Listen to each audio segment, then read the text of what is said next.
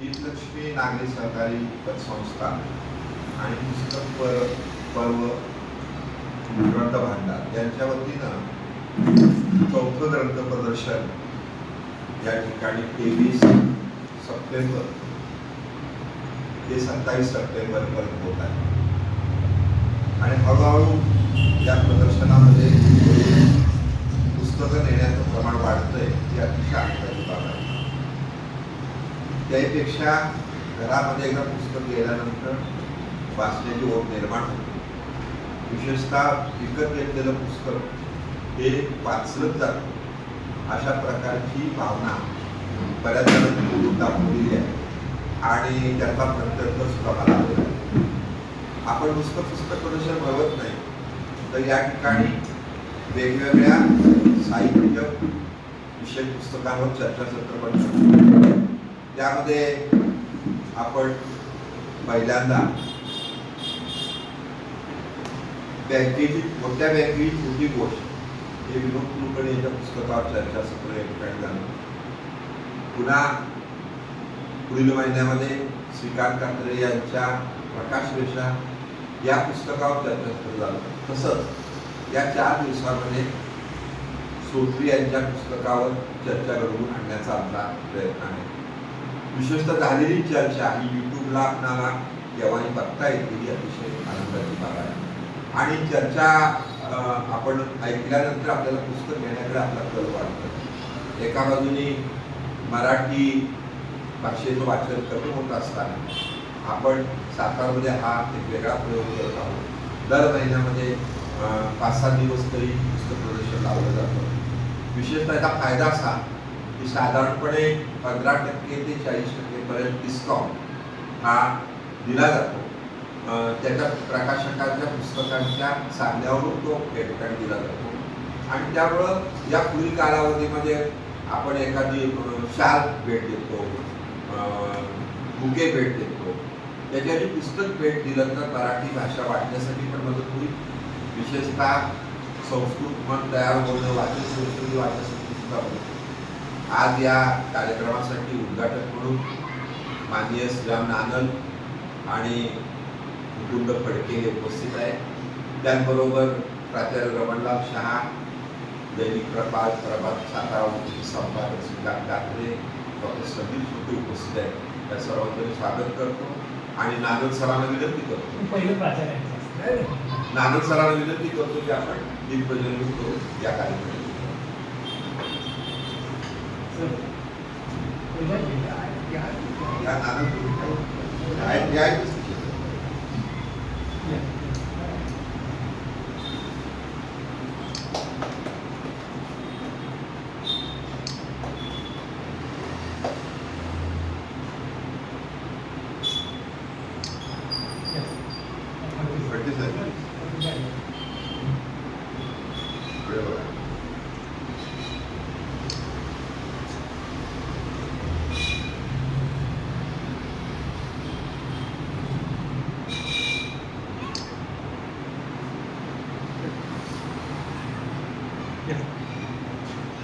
मध्ये या ना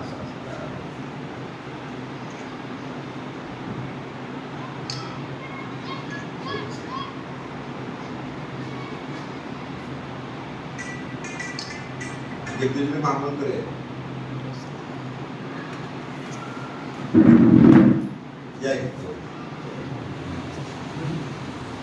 या दोघे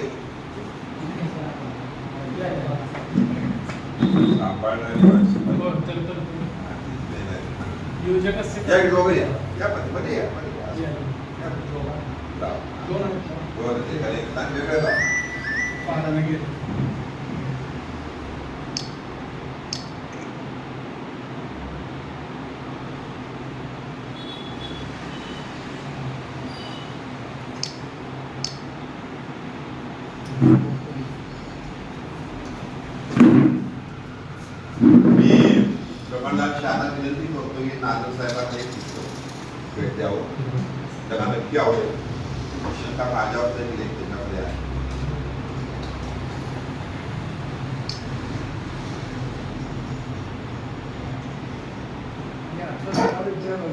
कात्रे साहेबांनी विनंती करतो की आपण मान्य कुटुंब परिषदेला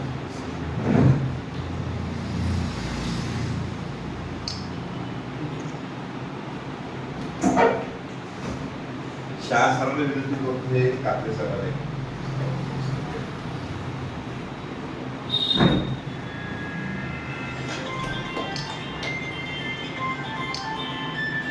शोधली नाही त्या कार्यक्रमात आहे येतोय की काय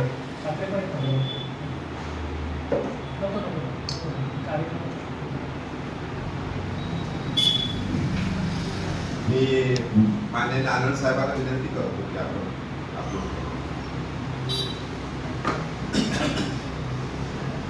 ज्येष्ठ मार्गदर्शक प्राचार्य शाह साहेब आणि संस्कृतमध्ये जशी म्हण आहे की योजक असते तर दुर्लभ तर हे सगळं घडवून आणणार आहे त्याच्यामुळे आपले त्या पतसंस्थेचे चिटणीस ठाकरे सर गोपी सर आणि सर्व आपले सहकारी आणि घाटगे सर दीपकसुद्धा मला याच्यामध्ये शुभमचा उल्लेख केला पाहिजे हे दोघे मला फक्त नाव त्यांना माहिती तर या सगळ्या 3 तर्फे हा उपक्रम झालेला आहे तो आनंद होतो आणि याच्यात सहभागी व्हायला मला आनंद होतो आणि वाचन संस्कृतीचा हा जो प्रसार झालेला आहे म्हणजे आपले मागच्या आपल्या संमेलनानं जे प्राचार्य लवटे सर आले होते ते असं म्हणायचे किंवा काही प्रश्न असताना विचारले पाहिजे की आपण काय वाचतो का वाचतो आणि आपला वेळ जात नाही म्हणून वाचतो का वेळाचं नियोजन करण्यासाठी वाचतो ह्या सगळ्या मूलभूत गोष्टी आहेत मला असं वाटतं की आपण जर थोडा विचार केला आणि जाणीवपूर्वक पुस्तकं निवडली तर आपलं मन समृद्ध होतं आपलं ज्ञान वाढतं आपल्याला सभोवताची माहिती होती आणि हा सगळा समाजाचा जो काही प्रवास चाललेला आहे त्याच्यामध्ये आपल्याला काही जबाबदारी भान निर्माण म्हणजे आत्मभान जे आहे ते आपलं येतं त्या दृष्टीनेच चिटणीस सर आणि स्मृती सरांनी मला 2-2.5 वर्ष झाली त्यानंतर ग्रुप आपला संघ स्थापन झाला त्या संघातर्फे अनेक कार्यक्रम झाले तर सानियाचा एक कार्यक्रम झाला तर डीडी सह्याद्री सह्याद्रीबद्दल अनेक लोकांची गैरसमज असतात की कार्यक्रम काही चांगले नसतात पण डीडी सह्याद्रीवरचे कार्यक्रम अतिशय चांगले असतात आणि तिथे वाचू आनंद हा एक नेहमीचा कार्यक्रम असतो तर परवा सोनाली कुलकर्णी सानियांची एक कथा वाचली आणि सानियांच्या वडिलांच्या सारख्या बदल्या व्हायच्या आणि गर्दीची ऑर्डर येते तसं त्याला उत्सुकता लागून राहायची की आता कोण भेटतील आपल्याला मैत्रिणी कोण भेटतील शाळा भेटली असेल अतिशय उत्कृष्ट कार्यक्रम तर माझी एक अशी सूचना आहे की इथे सुद्धा आपल्या कविवाचनाचा कार्यक्रम घेऊन जाईल म्हणजे जसा तो महावाचन कार्यक्रम होता तर खूप चांगला कार्यक्रम असतो आणि दुसरी एक मला या निमित्ताने मागेही एक सूचना केली होती सर की आता आपण दुपारी 2 वाजेपर्यंत त्या पुस्तकावर चर्चा करतो आणि नंतर साहित्य चर्चा करतो तर आठवड्यातून एक दिवस आपले जे क्लासिक सिनेमा पूर्वीचे आहे तर त्याच्यावर चर्चा केली म्हणजे गुरुदत्ताचं जरी पुस्तक समोर माझ्या उदाहरण आलं तरी साहित्य विवेक गुलामी काव्यश्री फुलं आहे आणि विनोदी म्हटलं तर आणखी गुरुदत्त किंवा संगीतकारांचा विचार केला त्या दृष्टीने आपण विचार करू शकतो तर त्याचं मॉनिटरिंग करायला काय तर आपण सगळं महिन्यात अगदी एक शनिवार किंवा शैली त्या सगळं केलं तर अनेक जुन्या चित्रपट कलाकृती आहेत आणि शिवाय आपले जे ज्ञानपीठ पुरस्कार पुस्तक आहे ययाती आहे तर ययाती हे पुस्तक आपल्याला इतकं शिकवलं की उपभोगात शेवटी तो वडील म्हातारा वृद्ध झालेला वडील मुलाकडे तारुण्य मागतो उपभोगाच्या लालसेने म्हणजे माझ्यापेक्षा 6 सगळं जास्त चांगलं होऊ शकते पण या सगळी आहे पण अशा पुस्तकावर सुद्धा आपण साधेपणाने चर्चा केली तर मन सगळ्यांना समृद्ध होईल आणि हा जो समूह आहे हा एक साधारण मेकर अशा दृष्टीने कार्यवाही करावी लवटे सरांचं त्याला मार्गदर्शन राहील ठाकरे सरांचं मार्गदर्शन राहील तर जेणेकरून हा आपल्या पुस्तकाचा उपक्रम आहे तर माझी इथे सगळ्या बसलेल्या लोकांना अशी सजेशन आहे की कमीत कमी आपण 5 लोकांना जरी या प्रदर्शनाबद्दल सांगितलं की निश्चितपणे 5 लोकांना सांगितलं म्हणजे 3 लोक 2 लोकांकडे येतील तर परत एकदा मी चिटणीस सरांचं अभिनंदन करतो आणि एक आणखी एक मला आता बोलता बोलता ते गोष्ट अशी आठवली म्हणजे मला असं वाटतं कदाचित ते शेक्सपियरचं वाक्य पण आहे मला त्याच्यावर खात्री नाही पण एक वाक्य असेल इंग्रजीमध्ये आहे की possession of books should not become substitute for reading. तर एक सायकॉलॉजिकल त्याला किनारा असा आहे की दुसऱ्याचं पुस्तक वाचायला आणलं तर ते वाचून दिलं तरी ते आपलं स्वतःचं पुस्तक असलं तर वाचणं होत नाही. पण याचा अर्थ पुस्तकं घेऊ नये असं नाही म्हणत.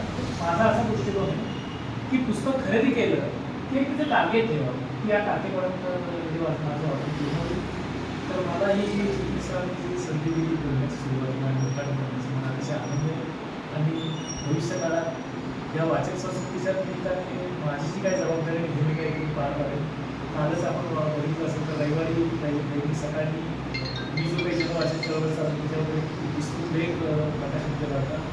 आणि तेलगुनी बार्शी इथपासून फोन आले त्या लेखामध्ये फोन नसताना नंबर नसताना सुद्धा आपण त्या वातावरणात घेतले. तर ही चळवळ आपण सातारा शहरात राबवूया, जिल्ह्यात राबवूया आणि लोकांना आधी जागते करूया अशी माझी धन्यवाद.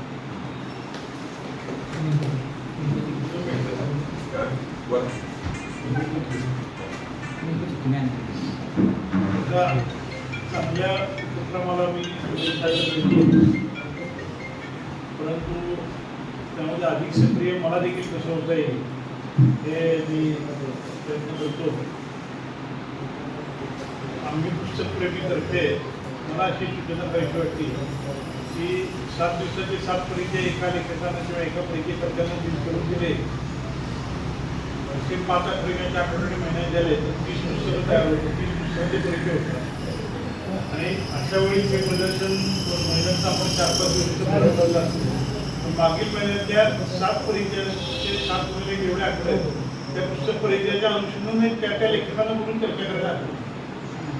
तसं आजचं पुस्तक आपलं जे दीनदयाळांच्यावर आहे बरोबर पैकी सफल चर्चा करता येते आणि जे आपल्याला प्रत्यक्ष ते वाचणं होत नाही काही वेळा त्यावेळी आपण इंटरॅक्ट एक विशिष्ट मला वाटतं शुक्रवार संध्याकाळ किंवा अशी एक वेळ ठरवून घेऊ महिन्यात त्या महिन्यातले जे आपले 30-35 परिचय असतात त्या परिचयाच्या अनुषंगाने आपण पुस्तकं घेऊ. ज्यांच्याकडे ती पुस्तकं आहेत ते बघायला जरी त्यावेळी आणू शकतात. विक्रीला आणलं चांगलंच आहे काहीच हा एक माझी की पुस्तकाची नावच टाकायची या पुस्तकाला आम्ही चर्चा करणार आहोत. असं काही कॉमन नावं पूर्वी जे डबल रिपीट होणारे वगैरे असं तो भाग नाही. दुसरा एक विषय चांगला म्हणजे एखाद्या लेखकाला आपल्या समूहातल्याच विषयी जे आपल्या समूहातले त्यांनाच बोलायचं आणि त्यांना बोलून त्यांच्या पुस्तकात त्यांना बोलायला. हा एक दुसरा मुद्दा. तिसरा मुद्दा म्हणजे आपण थोडं कविता या प्रांताकडे दुर्लक्ष करतो.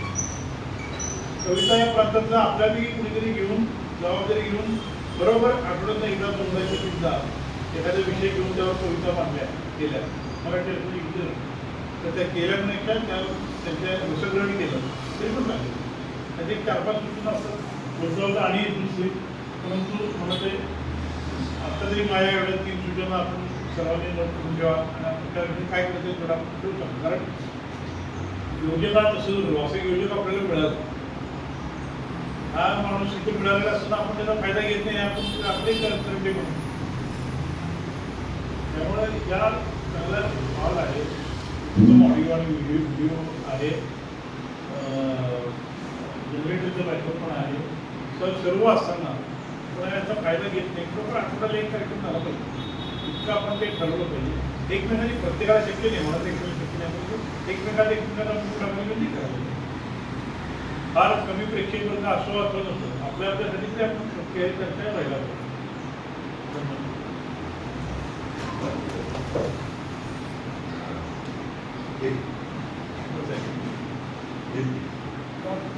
या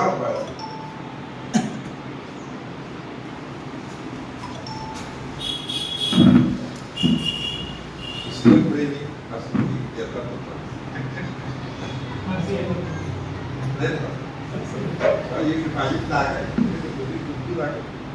पुन्हा एकदा आधी प्रज्वलन करा.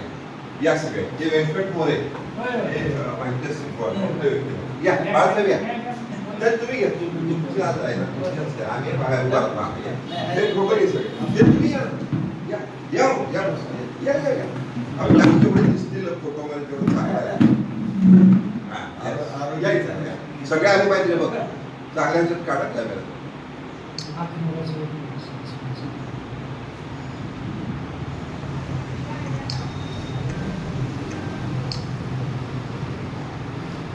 झालं का?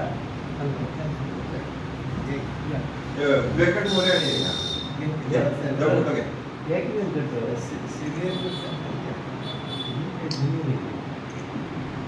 ब्लॅकेट मध्ये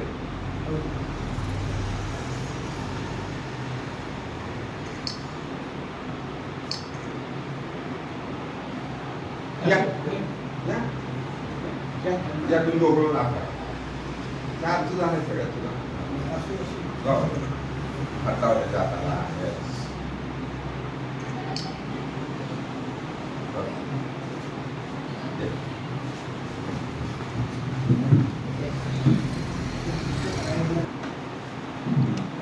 तर ते सगळं आचरणात येईल कारण आम्ही पुस्तकप्रेमी हा ह्या सगळ्या गोष्टीचा महत्वाचा विचार आहे.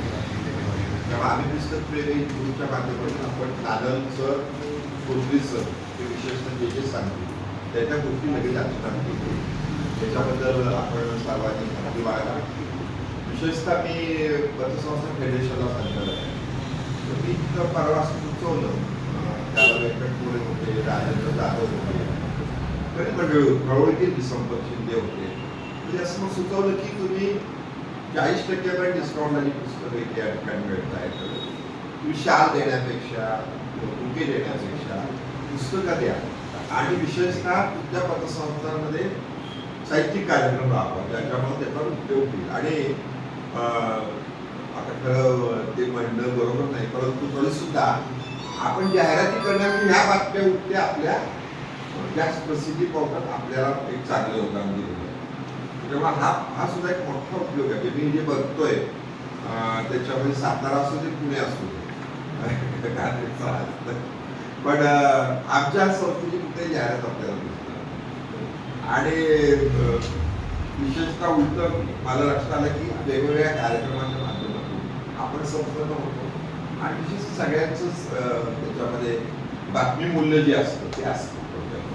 तेव्हा हा आपण प्रयत्न करूया की सकाळी बाळासाहेब बाबांना मुद्दाम फॉरवर्ड केलं आणि मला खात्री होती बाळासाहेब बाबा यांनी मला अतिशय आनंद वाटला. प्रकाश गवळी आणि तुम्हाला दोघांना मी फॉरवर्ड केलं मुद्दाम मी आज दोघी काय दिसत नाही त्यांना आपण हळूहळू सवय खात्री लावून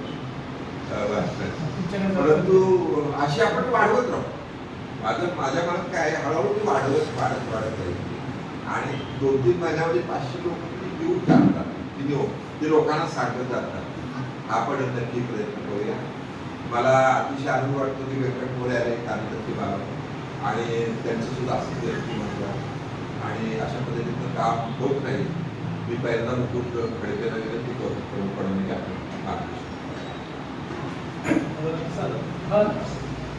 सर्वांचं स्वागत. या महिन्यात दुसऱ्यांदा या पुस्तक प्रदर्शनाचं उद्घाटन करायची संधी मला मिळते आणि आज या निमित्तानं सूचनांचा पाऊस पडतो. म्हणजे माझी नानल साहेबांनी काही सूचना केल्या. 1 मिनिट सूचना फक्त करतो. तशी अजून एक सूचना अशी आहे की दिवाळी पुढच्या महिन्यात आहे आणि मराठी वाचकासाठी दिवाळी हा खूप महत्त्वाचा विषय. तर पुढच्या महिन्यातलं प्रदर्शन जो दिवाळी अंकाचं भरवतात इथे करता आलं आणि आपल्या सातारामध्ये नाही म्हणत तरी 30-40 दिवाळी अंक विकत असतील अनेक लोकांचे. ते जाहिरातीचे काढत असतील पण दिवाळी अंक आहे. त्याच्या व्यतिरिक्त जे नेहमी चालणारे आवाज आहे, धनंजय आहे, असे मोहिनी आहे, मेनका वगैरे जे नेहमी चालणारे आहेत ज्या लोकांच्या प्रकाशकांच्या संपर्कात राहून जर भरवता आलं तर दिवाळी अंकाची किंमत साधारण धनंजय सर्वात महाग आहे 300 रुपये आणि बाकी सगळे 150, 200, 250 अशी दिवाळी अंक भेटते. एका पुस्तकाची किंमत असते. पण जर भरवता आलं दिवाळी आहे ऑक्टोबर शेवटच्या महिन्यात 31 आपण जर 21 तारखेच्या नंतरच्या कालावधीमध्ये दिवाळी अंकाचं प्रदर्शन भरवता आलं तर तिथे खूप चांगला रिस्पॉन्स मिळेल आणि लोकांच्या बाहेर आत्ता मिळत नाही. म्हणजे काही मला मग ॲमेझॉनवर अवेलेबल आहे. आश्चर्याची गोष्ट काय दिवाळी अंक ॲमेझॉनवर पण आणि इथं नाही अनेक ठिकाणी नाही आहे ते आपल्याला करता येईल. ते मी तर सूचना तुमच्या कामात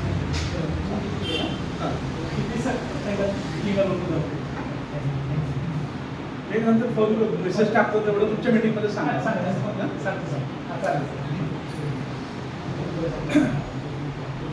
सर्वात महत्त्वाचं म्हणजे आता हे पुस्तकं आपण इथं बघतोय. मागच्या मी उदाहरण हे केलं होतं की लोक पुस्तकावर खूप कमी खर्च करतात पण नंतर मी जेव्हा स्वतः बघितलं तेव्हा लोक का कमी खर्च करतात हा पण विषय महत्त्वाचा. तर अनेक वेळा काय होतं की पुस्तक का खरेदी करतात ते पण विरोधी लोक पुस्तक का खरेदी करतात असं प्रदर्शन आलेलं आहे वाटतं एखादं म्हणून घेत पण अनेक वेळा ते लोकांपर्यंत पोहोचलं पाहिजे अनेक वेळा पुस्तक जर लोकांपर्यंत पोहोचलं नाही तर लोकांना ते माहितीच नसतं पहिल्यांदा आपल्याला आणि किमान सोशल मीडियाच्या माध्यमातून आपल्याला आता लोकांपर्यंत आपलं पुस्तक पोहोचवता येतं माझं हे पुस्तक आहे ते मला तुम्ही हे करू शकता नव्या काळात काय अजून ई बुकचा प्रकार वाढला अजून काही आता जर आपण विकिपीडियासारखे बुक्स मागवले तर त्याच्यासोबत ते पुस्तक तर आहे चाळवलं त्याच्या शेवटी तुम्हाला तिथे सीडी देतात सीडी पण आहे तुम्ही सीडी इन्सर्ट करून तुम्हाला ते डाउनलोड पण करता येईल म्हणजे काही काळानंतर आपल्याला या पुस्तकांची जागा त्याच्यासोबत ई बुकच्या माध्यमातून असते ई बुक आता पूर्वी सीडी होती आता तुम्हाला पेन ड्राईव्हवर मिळते किंवा तुम्हाला मेल टाकतील आणि मेलला तुम्हाला एखादा पासवर्ड देतील पासवर्डचे पैसे तुम्हाला द्यावे लागतील किंवा पासवर्ड दिला आणि बुक डाउनलोड करून टाका मुख्य उद्देश आपला काय आहे की वाचलं पाहिजे लोकांना आणि हे वाचण्यासाठी अनेक नव्या जगामध्ये आता लोक वाचत नाहीत पण पुस्तक वाचनाचे फायदे काय आपण मागच्या बघितलं वाचाल तर वाचा ही जुनी भाषण गुळगुळीत झालेली म्हणे पण पु ल देशपांड्यांचे एक उदाहरण सांगतात की काही वर्षापूर्वी म्हणजे जेव्हा चीन आणि भारत युद्ध सुरू होतं तेव्हाची गोष्ट तेव्हाच्या युद्धामध्ये आताचं कारगिल सारखं तिथं हिमालयात एक सैनिक लढत होता आणि आपण इथं काय करतो वैतागला होतं की आता एवढं बर्फ आहे थंडगार बर्फ आहे रक्त गोठवणारी थंडी आहे तर काय करायचं आपण मरूया आत्महत्या करूया त्याला वाटलं आणि आत्महत्या करण्यापूर्वी त्यानं अंगातली थंडी घालवण्यासाठी शेकोटी आधी तयार केली होती तो शेकोटीत त्यानं वाचायला दिलेली पुस्तकं टाकत होता काही नव्हतं दुसरं काही तर तेव्हा पु ल देशपांडेंचा त्या वर्षीच्या दिवाळी अंकामध्ये एक लेख आला होता माझे खाद्य जीवन नावाचा माझे खाद्य जीवन आणि तो लेख त्यानं वाचला की आता जायचं तर पुस्तक करत आहे खाद्य जीवनमध्ये आपल्याला खायला किती वस्तू उपलब्ध आहे मुलांनी रस्त्यावरच्या भाज्यांपासून ते 5 स्टारमध्ये सगळ्यांचे त्याचे उल्लेख केले होते तर त्याचं मनपरिवर्तन झालं की एवढ्या जर वस्तू खायला असतील तर मी मरू कशाला आणि त्यानं त्या थंडीचा मुकाबला केला आणि तो जगला दिला आणि नंतर आल्यावर त्यानं पुलंना हे लिहून पाठवलं की तुमच्या केवळ एका लेखामुळे या जिवंत आहे त्यातर माझी आत्महत्येची मानसिकता झाली ते पुस्तक हे सुद्धा काम करू शकतं अनेक वेळा आपल्याला आता काय झाली परिस्थिती की पुस्तकाच्या किमती जास्त आहेत अजून एक उपरोधिक असेल किंवा उपयोगी पण असेल सूचना मी तुम्हाला करू शकतो मागं जेव्हा एखादा असं संच घेतो ना आपण आता विश्वकोशाचे 20 संच आहेत समजा त्याची किंमत सुदैवानं कमी आहे काही वेळेला जर त्याची किंमत 10,000 15,000 असेल आणि एकत्रच घ्यायचं आहे अशा वेळी आपल्या सगळ्या पतसंस्थांनी खूप कर्ज योजना जर सुरुवात करता आली की ज्याच्या 10,000 पेक्षा जास्त पुस्तक एकदम घ्यायची असतील आम्ही तुम्हाला पुस्तकासाठी सुद्धा कर्ज देऊ बिनव्याजी नाही पण कमी व्याजाला तरी देऊ कारण अनेक वेळा आता इंजिनिअरिंगची असतील याची असतील किंवा रेफरन्स बुक्स तर एवढी महाग झालेली आहे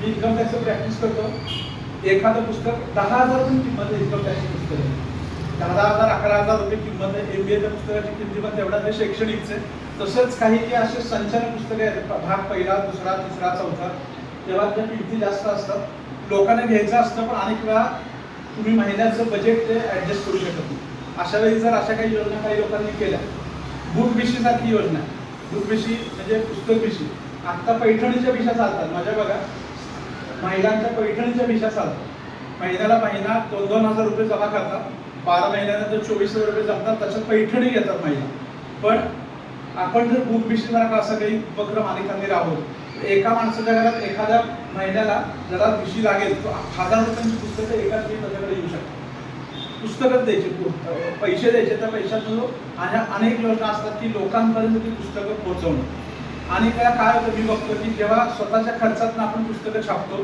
ती अनेक वेळा घरात खपली म्हणून पडून राहतात ती लोकांपर्यंत जात नाही आपण आपल्या ह्याच्यासाठी आपल्या मागं लेखका स्टेटस लागावं डेसिग्नेशन लागावं आपण पैसे खर्च घालून पुस्तकं छापतो पण ती लोकांपर्यंत जात नाही अशा वेळी ती लोकांपर्यंत जायची असेल तर तुम्ही म्हणलात तसं एक तर तुम्ही लग्न समारंभात इतरत्र ती पुस्तकं भेट म्हणून द्या या प्रकारे पण अनेक वेळा भेट वस्तू गेल्या ज्याला आपण भेट देतोय त्याला त्याची आवड पाहिजे ती आवड निर्माण करणं पण आवश्यक आहे आज आपण ही आवड निर्माण होऊ शकते खरं बघायला गेलं तर पेपर वाचणं पण आज घरात पेपर वाचण्याचं प्रमाण कमी झालं रविवारची पुरवणी लोक वाचतात साप्ताहिक भविष्यासाठी फॅक्ट पहिल्यांदा आजही ज्या पानावर साप्ताहिक भविष्य आहे ते शेवटचं पहिल्यांदा बघतील आणि एक ग्रहमंडळ साहित्य आहे त्यांनाही त्याचे अंदाज आहे त्यांनाही कल्पना येते की आजही कुठल्याही प्रदर्शनात गेलो आपण पहिलं ज्योतिष, नंतर सेक्स आणि तिसरं रेसिपी.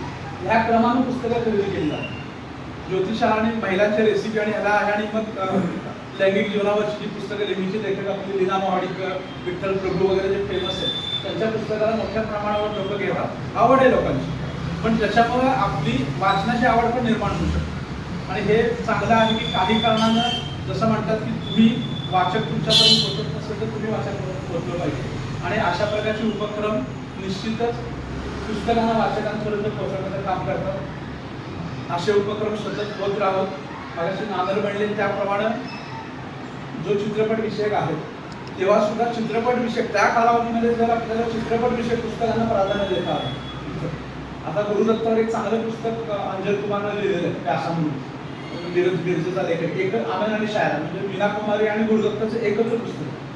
इतकं म्हणजे गद्य लेखन आहे, पण वाचताना तुम्हाला ते कविता वाचल्यासारखं वाटतं. एवढं सुंदर पुस्तक आहे. या दोन महान लेखकांमध्ये कलाकारांवर किती चांगलं लिखाण होऊ शकतं हे दोन आहेत. अशी काही पुस्तकं जर आपल्याला जेव्हा करता आली तर निश्चितच ते चांगलं काम होईल.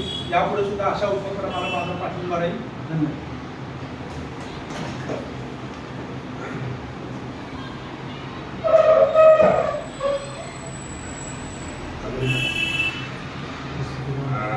या ठिकाणी रमणलाल शाह विनंती करतो की आपण हे पुस्तक घेऊन व्यंकट मोरे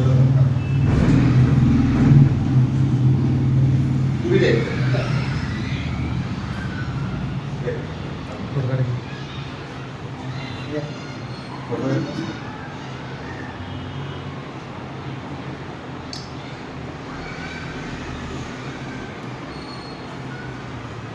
बाबासाहेब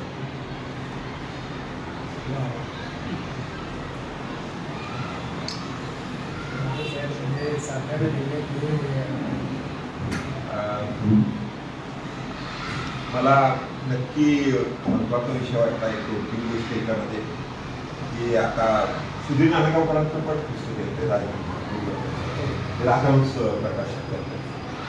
तर त्यापेक्षा मला विनय हळदीकरांनी सांगितलेलं आहे की माझ्या आईच्या लग्नामध्ये पुस्तक दिलेलं आहे, एक कुठलं आलं तर एकच त्यात आलं ते पुस्तक आहे. पण अशी पद्धत त्या काळात आणि विनय हळदीकर म्हणजे की एवढं जे संपन्न झालेलं त्याचं कारणच याची पुस्तकं आल्या घरामध्ये आली. तर आपण हे वेगवेगळे प्रयोग करत राहू. विशेषतः आज बाळासाहेब आम्हाला या ठिकाणी आहे, व्यंकट मोरे आहे. व्यंकट मोरे विनंती करतो की आपण एक 2 मिनिटं आपलं बरोबर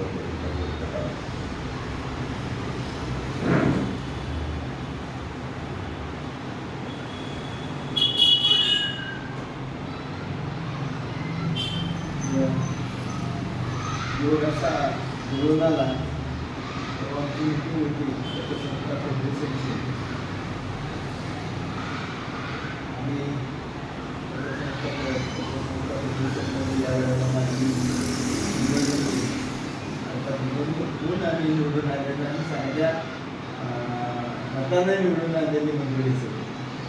आणि त्या मीटिंगमध्ये श्रीस्टमचा माझा तसा परिचय फार झाला.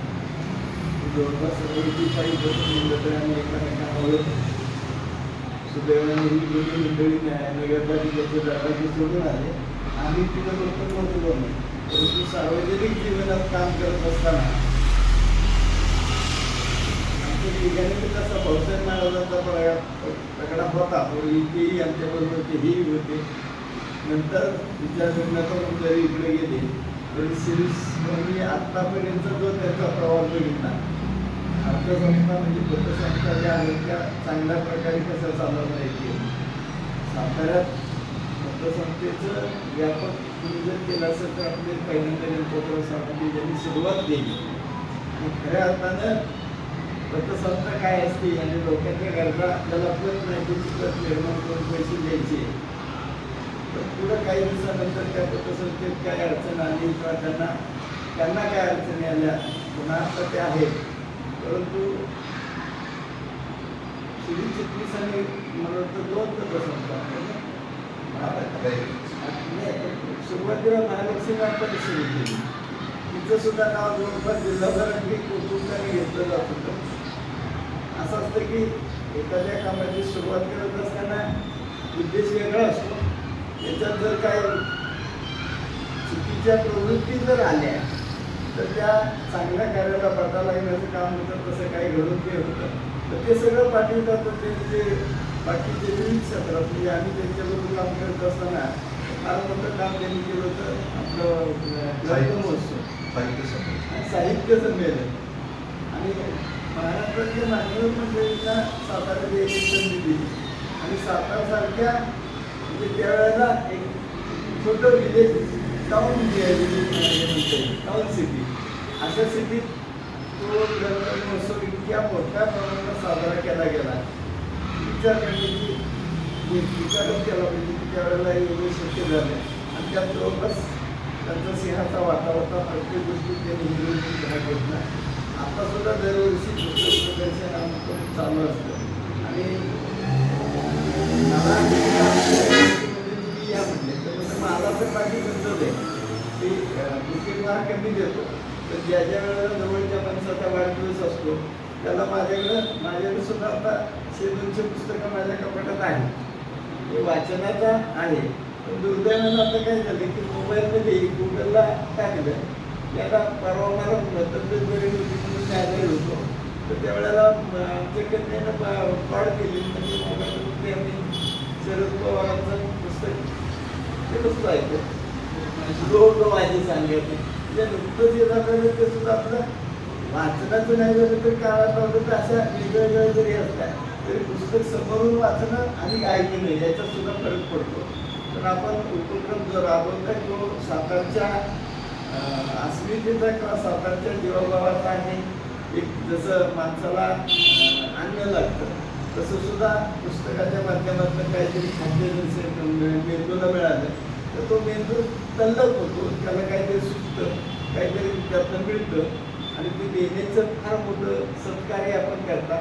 आपल्या कार्याला माझ्या शुभेच्छा. आम्हाला काही सांगा आम्ही आपल्याला मदत करू. बाळासाहेब 2 मिनिटं. आज या ठिकाणी सर्वांना आशीर्वाद देण्यासाठी उपस्थित असलेले आदरणीय मंडळाची शहा आणि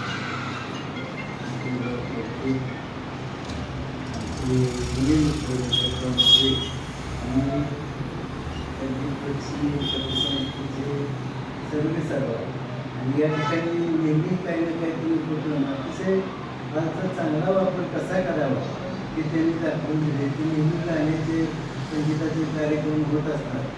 आता तर पुस्तक आणि ग्रंथ प्रदर्शन बनवून त्याच्यावर त्यांनी कळस चालवला आहे. हे ग्रंथ आणि पुस्तक हे असं म्हटलं जातं की पुस्तकं हे मित्र आहेत आणि ग्रंथ हे गुरु आहेत. त्यामुळे ते वाचले पाहिजे. मला कालचा जो किस्सा सांगतो की काल प्रवासाहेब साताऱ्यात दरम्यान ते भेटणार होते सगळ्यांच्या वेळेला आमचं जायचं ठरलं त्यांना भेटायला. तर ते अशी माहिती मिळाली की ते बुके स्वीकारत नाही. मग काय स्वीकारतात तर पुस्तकं स्वीकारतात. म्हणजे बुके ज्यावेळी बुक स्वीकारतात. मग आम्ही चांगलंसं पुस्तक घ्यायचं आता ते त्यांच्याकडे असणार ते परत यायचं कुठला हा पण प्रश्न ना पुस्तक. मग ते घेतलं आणि त्यांना दिलं. म्हणजे असं काही नेते मंडळींचं सुद्धा कडून सुद्धा अनुकरण करण्यासारखं आहे की पुस्तकंही वाचली पाहिजे. मला जसं वाचनाची आवड शाळेत असताना आम्ही पाठीमागच्या भागावर बसून त्यावेळेला बाबूराव अर्नाळकर, धूमकेतू, नाईटकी यांच्या कथा वाचायचं. त्यानंतर शाळेत आम्ही होतो तर तिथूनच ते महाभारत वगैरे असे ते खंड होते की खंडाने ऐकता वाचून तर ती वाचण्याची आवड त्याच वेळेला श्रीमान योगी वाचली. त्यामुळे ती वाचण्याची जी आवड वाचत दिली त्यावेळेला ती पुस्तकं वाचली ती श्रीमान पण नंतर पुस्तक प्रदर्शनामुळे सवय लागली आम्हाला ती जायची ब्रँडसाठी पुस्तक. मग त्यावेळेला पुस्तकं खरेदी करायची. मग असं प्रत्येक वेळेला खरेदी दरवर्षी 92-93 खरेदी करते पुस्तकं. तर ते आता म्हणजे माझ्याकडे 2 कपाटं बनवली पुस्तकं ती पण कमी वाटायला लागली. त्यामुळे आता पुस्तकं घ्यायची. त्यामुळे मग गेल्या वर्षीपासून जी पुस्तकं नाहीत आणि लोखंडपणे अशी पुस्तकं घ्यायला सुरुवात केली. पण वाचनाचा हा यांनी सांगितलं भाषणामध्ये की वाचनाचा फायदा हा होतोच. आत्महत्या करण्यापासून परावृत्त होतीलच माणसं, पण जीवन कसं जगावं, जीवनामध्ये हरलेला माणूस सुद्धा कसा उभा राहतो. आणि अनेक उदाहरणं आपल्याला होतात. आणि खूप सामान्यातली पत्रकार पुस्तकं वाचली की प्रतिकूल परिस्थितीत सुद्धा एवढी मोठी माणसं कशी होऊ शकतात. आणि कितीतरी पुस्तकं अशी प्रेरणा देणारी की माणसाला आयुष्यामध्ये कसं जगावं, काय करावं, काय करू नये. कारण आम्ही स्वतः वकील आहे, मला माहिती आहे की त्यांनी इन्कम टॅक्स उदाहरण दिलं. वकिलीची पुस्तकं सुद्धा विथ कॉमेंट्री असतात, त्याच्या किमती खूप आहेत. आणि पार्ट 1, पार्ट 2, पार्ट 3 असतात. त्यामुळे महाग पुस्तकं ही घरात वाचण्यासाठी घेतले. अनेक ग्रंथ आहेत वाचण्यासाठी. आता माझे तर म्हणजे ग्रीक, रोमन हे ग्रंथही वाचले, बायबल वाचले, कुराण वाचले, सगळे आपल्याकडचे तर संतांचे साहित्य. म्हणजे आता वाचण्यासारखं काय राहिलंय का नाही.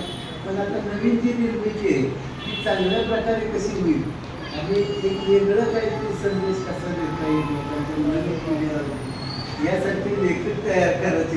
साहेब तुम्ही त्या साहित्य परिषदेवर आहे सगळीकडे की चांगलं वाचता यावं.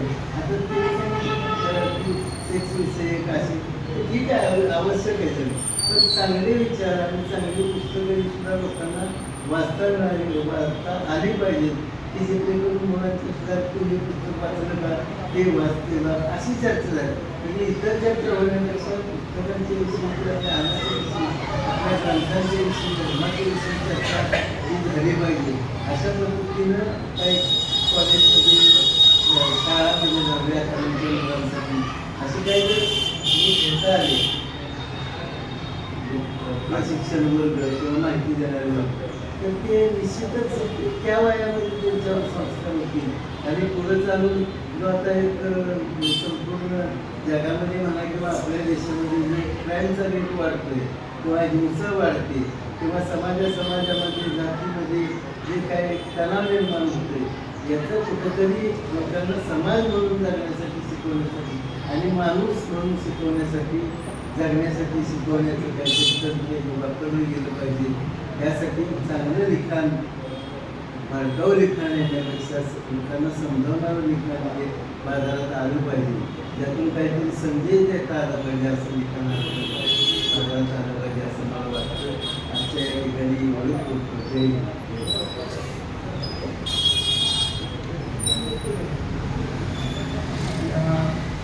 पुस्तकाला या संदर्भातल्या एक विविध गोष्टी माणसांच्या मनावर 100% परिणाम करणाऱ्या आहेत. यशवंतराव चव्हाण, बाबासाहेब डॉक्टर आंबेडकर आणि पंडित नेहरू हे 3 व्यक्ती अशा होत्या की जगात कुठे गेल्या तर पहिल्यांदा पुस्तकाच्या दुकानात जायचं आणि पुस्तक आणायचं. डॉक्टर बाबासाहेब आंबेडकर हे एकच उदाहरण सगळ्या जगाला असं सिद्ध होईल की जेवायला नाही, अंगावर कपडे नाही, असं आधी घरातल्या बायकोला आणि बहिणीला बांधण करून पैसे आणायचे.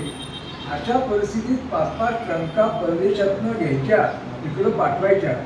आणि ज्यावेळी भारतीय घटना यायचा प्रश्न निर्माण झाला त्यावेळी पंडित नेहरूंनाही माहीत होतं, राजेंद्र प्रसादाला माहीत होतं, वल्लभभाई पटेलांना माहीत होतं की डॉक्टर बाबासाहेब आंबेडकर हा एकमेव माणूस असा आहे की आपल्या सगळ्यांच्या पेक्षा जास्त बुद्धिमान आहे.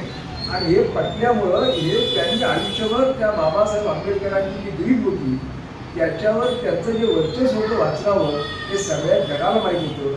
आणि मग आता हे सगळे मागं पडले, पण सगळ्यांच्या भाषणात त्यांचं डॉक्टर बाबासाहेब आंबेडकर संविधान येतं.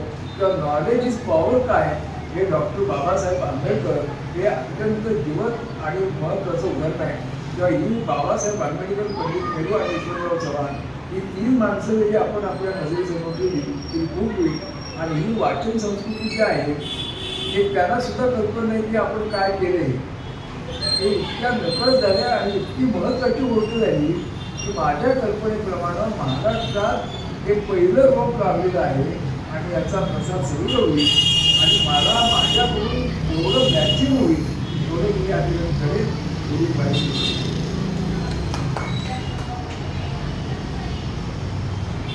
आदरणीय व्यासपीठ,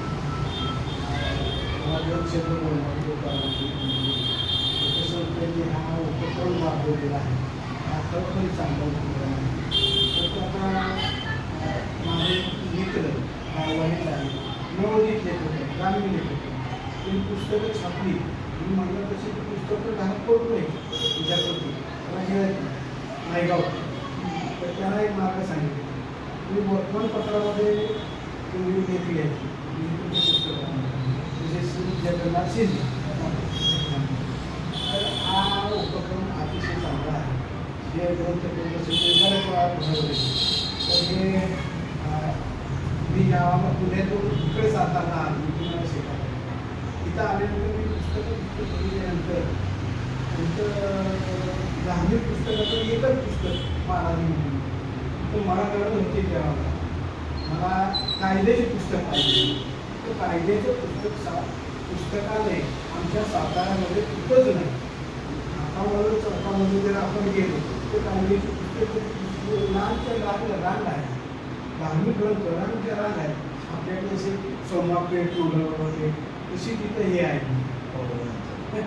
तर मी एका ॲडव्होकेटला विचारलं तर ते त्या कोर्टात मिळतात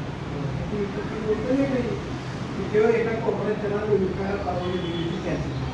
तर कायद्याचं पुस्तकाचं एखादं भंगार जर निघालं सातारा तर अतिशय चांगली पुस्तक नाही. बरोबर आहे. या निमित्तानं या ग्रंथ प्रदर्शनामध्ये की या पद्धतीनं जर कायद्याची पुस्तकं आली तर आणखी आपल्याला ग्रंथ प्रदर्शनामध्ये घरी आणि हा पण उपक्रम गेल्या वर्षीचा चालू केलेला आहे की प्रथम ग्रंथ प्रदर्शनापासून प्रत्येक वर्षी हजरा असतो. आमच्या मित्रांनी सांगितलं सदानपुरेची खास गोष्ट आहे. पण आपण एक केलेलं आहे की या ठिकाणी इन्व्हेस्टमेंट करत उदाहरण कायद्याची पुस्तकं तुम्ही आपल्याला दिली, पैसे संपल्यानंतर पैसे उदाहरणार्थ लगेच हिशोब लगेच तर आपल्याला ती ठेवता येते. कारण शेवटी इन्व्हेस्टमेंट पुस्तकात करण्याची परिस्थिती आज तशा प्रकारची सातारमध्ये नाही आहे. पण आपल्याकडे आता येणारी पुस्तकं आहेत ती अशा पद्धतीची आहेत. बरीच प्रकाशकांनी आपण पुस्तक पाठवली, त्यांचा माझा विश्वास आहे हा एक पाठ वेगळा. परंतु आपण एक नक्की केलेलं आहे की इन्व्हेस्टमेंट न करता त्यांनी पुस्तकं द्यायची. पुस्तकं संपली की लगेच तुम्हाला पैसे ताबडतोब मिळतील. अशा प्रकारे जर कायद्याची पुस्तकं सुद्धा जर देत असेल, एजन्सी देत असेल तर आपल्याला ठेवायला काय हरकत नाही. हा आपला पहिले 1 वर्ष 2 वर्ष तरी अशा पद्धतीचा हा प्रयोग आहे. आणि त्याचबरोबर विशेषतः हे करण्यामागे सातारचे कवी, सातारचे लेखक, सातारचे वक्ते, जसं बाळासाहेब बाबर म्हणते त्यांच्याकडे वेगवेगळी पुस्तकं आहेत. त्यांनी असं म्हटलं की नाही या पुस्तकाबद्दल चर्चा करून तर ते आपल्याला कारण त्यांचं अतिशय मास्टरकी आहे वेगवेगळ्या गोष्टी गझलवर आहे सगळ्यावर आहे. तर आपल्याला ते करता येईल. म्हणजे आपल्याला हे पुस्तक प्रदर्शन नाही दिसतं. बेसिकली सध्या आपण इथं बघतो, पुण्यामध्ये बघतो तसलेही कार्यक्रम गर्दी नसते. पण करावकेच्या कार्यक्रमात गर्दी असते. काल संध्याकाळीच करावकेचा कार्यक्रम होता, माणसं बाहेर उभी होती. परंतु पुस्तकावर चर्चा, पुस्तक वाचन याला फक्त गर्दी असते. पण ते सुद्धा हळूहळू आपण प्रयत्न करतो. लिमिटेड मॉब उदाहरणार्थ जसं मला बाळासाहेब बाबर नाव आठवलं मी लगेच त्यांना ते आले उदाहरण. व्यंकटमुळे मला माहिती पुस्तकाची त्यांना सांगितलं ते आले. पण एक 6 महिन्यामध्ये असं वातावरण होईल की आपल्याकडे जी माणसं म्हणतील की नाही तुमच्या पुस्तक प्रदर्शनावर या पुस्तकावर आपण बोलूया. आणि अशा पद्धतीचं वातावरण आपण नक्की करू. कुणालाही ज्यांना ज्यांना वाटतंय त्या त्या पद्धतीची पुस्तकं इथं ठेवायला आम्ही तयार आहोत. फक्त ती पुस्तकं आपल्याला विकत घेता येणार नाही. त्यांचे पैसे त्यांची पुस्तकं संपल्यानंतर आपल्याला पैसे देतात. आज अतिशय आनंद वाटतो की नानल विशेषतः नानल हे महाराष्ट्रामध्ये वेगवेगळ्या ठिकाणी पुस्तकं लिहून देतात, ग्रंथालयाला देतात, खेडेगावमधल्या ग्रामपंचायतीला देतात. त्याचं उद्घाटन झालं. त्यापेक्षा मुकुंद फडके मला माहिती होते, पण मुकुंद फडकेंची इंग्रजीवर मास्टरकी मला माहिती नव्हती. म्हणजे आज ते कोणत्याही मराठी लेखकाचं पुस्तक इंग्रजीमध्ये भाषांतर करतात ही सातारामध्ये उपलब्धली आहे ही आपल्याला माहीत नव्हतं. या प्रदर्शनाच्या माध्यमातून कळलं.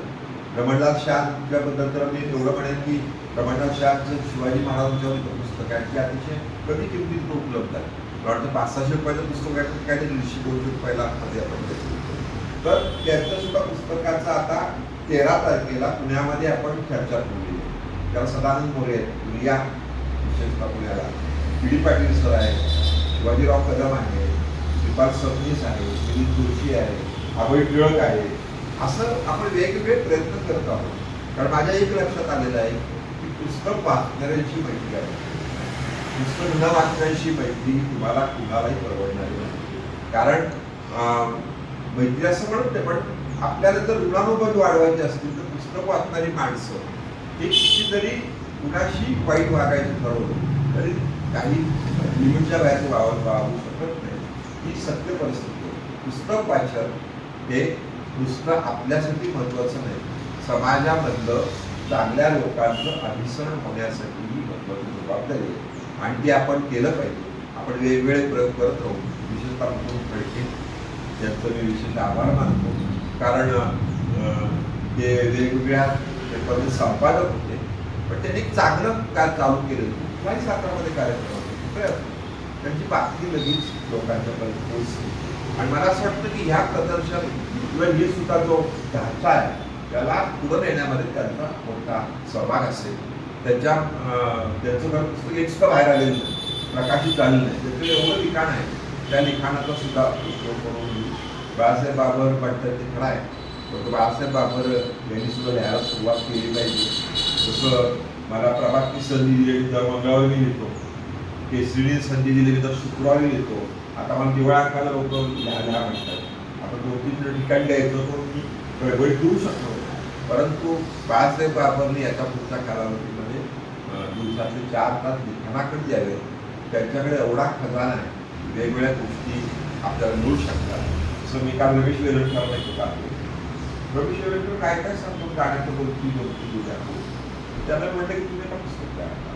तर आपण विशेषतः या 4 वर्षामध्ये 100-200 पुस्तकं, 100 लेखक उदाहरणार्थ 100 लेखक आपण या 2-3 वर्षामध्ये तयार करूया. आणि त्यासाठी वेगवेगळे प्रकाशक माझ्या ओळखीचे आहेत, अतिशय प्रामाणिकपणे ते आपल्याला मदत करतील, याच्याबद्दल मला विश्वास वाटतो. पण एखादं पुस्तक मला माहीत नाही, पण बाळासाहेब बाबरांचं खजिन्यातनं एखादं पुस्तक असं की ते महाराष्ट्रामध्ये जातं, आपल्याला माहीत नाही. ते त्यांनाही माहीत नाही आपल्याकडे काय खजिना आहे, पण मला माहिती नाही तुझ्याकडे काय उदाहरण. तर ह्या गोष्टी सुद्धा होणं भाग आहे. व्यंकटपुरे आपण आलात, अतिशय धन्यवाद. आपण कायम कार्यक्रमाला येत जाऊया. मला खात्री आहे 1-2 महिन्यामध्ये सदस्याच्या कार्यक्रमाला 50-60 सांस्कृतिक उपस्थित. अशा प्रकारचं वातावरण आपण तयार करू आणि महिन्यातले 5-6 दिवस लोकांनी पुस्तकं विकत घेऊन जावी आणि विशेषतः घराघरामध्ये भेट देण्यासाठीचा उपयोग करून घ्यावा. बुकेच्या किमतीमध्ये मिळणारी पुस्तकं इथं उपलब्ध आहेत, चांगली ती सुद्धा अतिशय आनंदाची बाब आहे. पुन्हा एकदा कार्यक्रमाला आपण सर्वजण आलात त्याबद्दल सर्वांना धन्यवाद देऊ. हा कार्यक्रम संपला. जय हिंद.